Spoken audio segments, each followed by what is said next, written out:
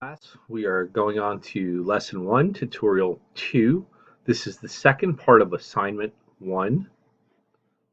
What we're going to do here is first we're going to go to the lesson 1 review. And it's just simply, we've already finished the tutorial 1, so we're going to go for tutorial 2. To get to tutorial 2, just simply click back on the home of the course. You're going to click on your book. The book will open up, and again, if it shows up blank, like it's doing for me right now, simply press this home key and then items will show up. We're going to click on access. We're going to do tutorial 2. Tutorial 2 should open, and what we're going to do is in the chapter contents, we're going to go down to the review. So the first thing it wants us to do is to open up the tutorial 1 vendor database we created. So we know where we saved that. We saved it on our desktop. We simply double click to open that. And we've got our tutorial 1 open. And in the next step, we're going to open the supplier table in design view, and we're going to set these fields as shown. So I'm going to go ahead and open up the supplier table in design view. I could do that several different ways, and this way I've double clicked to open up that table, and I've went to design view, and it wants us to change some of the fields. So for example, the supplier ID, we want to put a description as primary key, so we put that in the description. So we're going to just type that out. It wants us to add a field 6, and in the caption, it wants us to add supplier ID. So we changed the field size to 6, and in the caption field, it wants us to put supplier ID. I'm going to go ahead and enter the rest of these. I'm going to pause the video while those are being inputted, and then I'll show you the results at the end. So I've entered all that information. To verify, you just click on the field name. You'll see the field size or a caption or a format. So you can see here that I've already added and inputted all those pieces of information. On the initial contact one, you're putting short date. You can click on it and select a drop down to make sure that you do not type that wrong. So I've went ahead and entered that information. So we're going to move on to the next step. Okay, moving on to step 3 here, where it's asking us to save the supplier table. So we're going to go ahead and save that. To save it, just simply close the supplier table. It'll ask you if you want to save it. You click yes. It's also asking you that some of the data will be lost. Do you want to continue anyway? And that's actually in the step to just click yes to that. So we've gone ahead and done that. And then we reopen our table, and then we want to apply best fit to some of the columns. That's a good practice to get in the habit of each time that you work with a table, right? So we went over that before. You just simply click on the column, and you're going to click on field width and best fit, and that just sizes it for you. So you can go through that each and every time you work with a table, so that you're not having some over space to where there's too much space and it won't fit all in one area.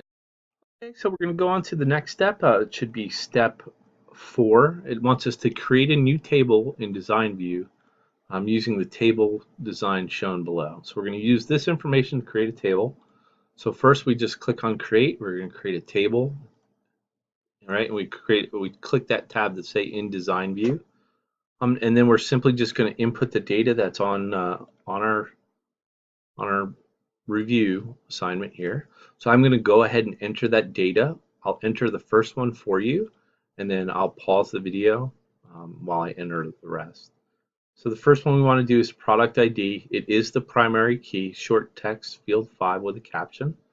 So we're going to put product ID, right? We do want to make this the primary key. So I just simply clicked on it and clicked on primary key. We have a description, I believe, that let's go back to that and make sure. Description is primary key. Field size is 5. So description primary key. Field size is 5. I do believe we have some caption. Caption is product ID. So caption of product ID. All right, so I'll just click on the different field names here and then enter each piece of information. So I'm going to go ahead and enter in the rest of the information. I'll have it on pause and then I'll come back to it. I've entered in that data. We'll just click on some to see the field size, the caption, right? You have some yes, no options here in the data type. We also had one that said default value with no entry. That's right here. So you just simply remove the entry from that.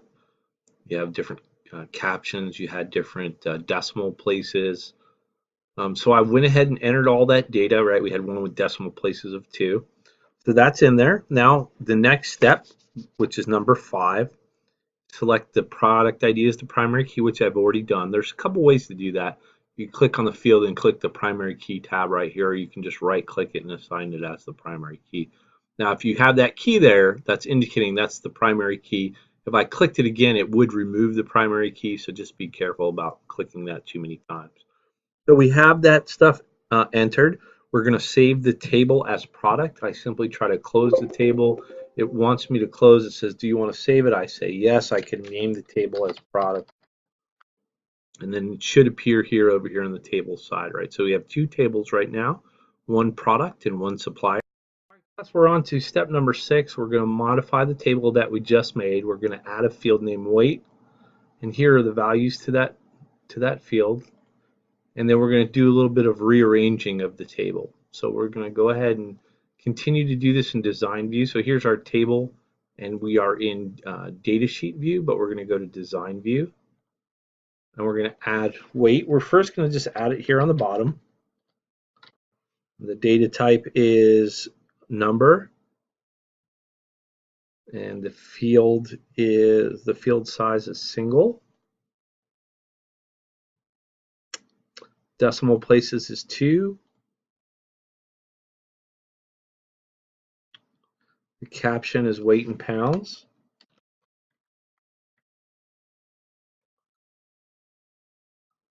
Looks like that is bold, so we'll go ahead and bold that.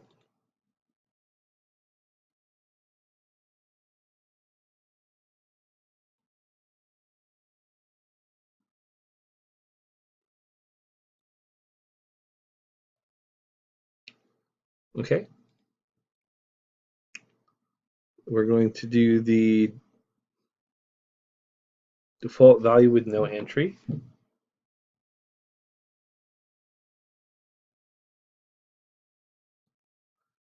Now we're going to place it between price and the temp control field. So what I'm going to do is I'm going to right click here, insert some rows. I'm going to right click here, I'm going to cut this. I'm going to paste it there. So I've just moved that row in between price and temp control. Then we're going to move the unit field so it's between price and weight. So we're going to do the same thing. I'm going to go ahead and insert a row first, so there's that space. I'm going to cut the unit. I'm going to paste it here. So we've got that order now. That's the correct order. We're going to move on to the next step, which is to enter the records shown here below. So I'm going to go ahead and pause the video. I'm going to enter those records, and then I'll come back in the video. So I went ahead and entered that data. I started by clicking on the table, and I'm looking at the table in data sheet view, and then I entered that information. If I wanted the temp control to be yes, I checked it, right? So it's asking me, right? And we should probably apply some best fit here so that we can actually read that field with best fit. So temp controlled, the check indicates yes, and unchecked indicates no. Okay, so we're going to move on to the next step. Okay, class, we're going to move on to the next step. That's step 8. What we're going to do here is we're going to go ahead and import an Excel spreadsheet that we got in our data files to the product table. So we're going to go ahead and it wants us to find our spreadsheet. So first let's verify where that spreadsheet is. In our saved assignment folder in Access 1 under Review, there should be a supplies table, right? So if you remember, I unzipped mine and drug access 1 into assignment 1. So wherever you place that access 1 folder is where you're going to get that spreadsheet from. So we're going to go here. We're going to go to External Data tab. We're going to click on Excel Spreadsheet. We need to find that source, right? So I know that mine's on my desktop. I know it's in the Assignment 1 folder. I know it's in Access 1 and Review, and there's the source. We'll click OK. It wants us to append. This is important. We want to append which table, right? And this says the product table. If you click on suppliers table, then it may not have the same format, right? We click OK. It asks us, do you want to save the changes? So it says on our assignment that we do not want to save the steps, right? When import, do not save the steps to import it. So we're going to click now. Sorry, right here. We don't want to save that. We're going to click next. And click finish. And we're not going to check that save step there. So it went ahead and imported all that data. Right? So here's our new product table. We entered in 2 pieces of information, but now there's 67 records of information. Step 9 is simply just to apply best fit to that table, right? And that's always a good practice to do. So we want to make sure that our field width is the best fit and not spread out all over the place. So just go through and make sure you do that. And you should just, as a practice, keep doing that each time you're doing a table to do that field width best fit. Okay. So the next step, what we're going to do is we're going to define a one-to-many relationship between the primary supplier table and the related product table, and then we'll resize the names so that they're all visible, and we're going to select referential integrity option and cascade updates option to that relationship. So we're going to go into our database. We're going to go to Database Tools. We're going to click on Relationships. We're going to select both tables, right? Both tables. Add. So now we've added our tables. Now we can modify that relationship.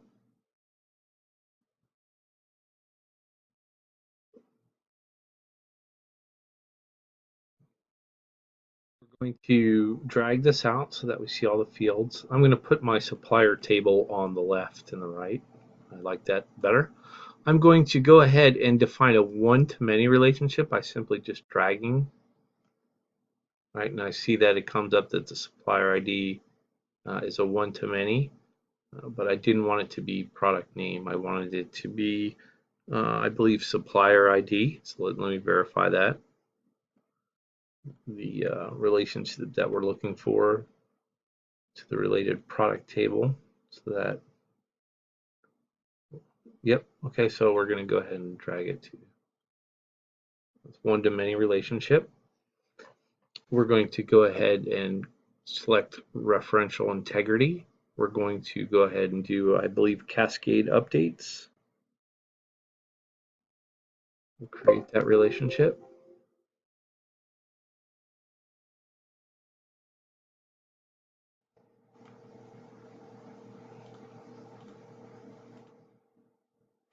So here we have one supplier can have many products. So we define that relationship. We're going to go ahead and save the relationship. So the next step we have is to save the changes of relationship window, which we did, compact and repair the vendor database and close the database. So we're going to simply file, compact and repair. We're going to save the database. Make sure that we save it as where we've been saving it to. So simply, if you already know where you're saving, you don't need to save as. In this case, we'll save as. It's going to be our vendor database, not our vendor one. And I'm going to save it to the same place that I've been saving the other one, right? Ask if I overwrite it, yes. And that concludes tutorial 2.